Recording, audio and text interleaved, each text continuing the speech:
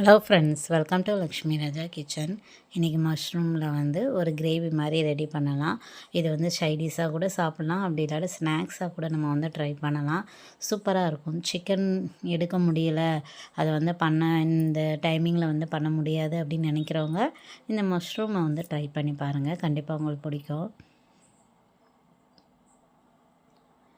Mushroom எடுத்து நல்லா அலசி எடுத்து வச்சுக்கோங்க. கரம் மசாலா ஒரு ஸ்பூன் சேர்த்துக்கலாம், தேவையான அளவு சேர்த்துக்கோங்க. சில்லி பவுடர் காரத்துக்கு ஏற்ற மாதிரி, சால்ட்டு, கொஞ்சம் மஞ்சள் தூள்.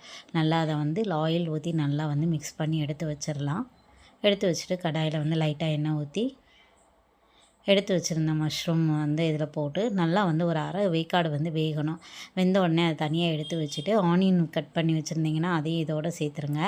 சேர்த்துட்டு நல்லா அதே கடாயில் கொஞ்சம் பாயில் ஆகணும். லைட்டாக பாயில் ஆடணுன்னே குடமிளகாவையும் இதோடு நீங்கள் சேர்த்துக்கலாம்.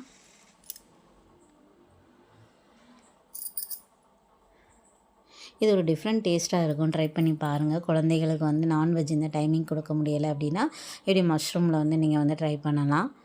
ஸோ எடுத்து வச்சுருந்த மஷ்ரூமை இதோட ஆட் பண்ணிவிட்டு சில்லி சாஸ் சேர்த்துக்கோங்க.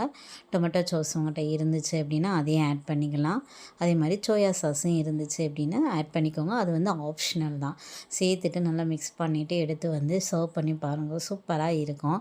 குழந்தைகள் ஒரு டைம் இதை சாப்பிட்டாங்க அப்படின்னா கண்டிப்பாக இது இல்லாமல் அடுத்து சாப்பிட மாட்டாங்க. அவ்வளோ டேஸ்டியாக இருக்கும், டிஃப்ரெண்ட்டாக இருக்கும். ட்ரை பண்ணி பாருங்கள். சேனல் பிடிச்சிருந்துச்சுன்னா லைக் பண்ணி சப்ஸ்கிரைப் பண்ணுங்கள் ஃப்ரெண்ட்ஸ். தேங்க்யூ ஃபார் வாட்சிங்.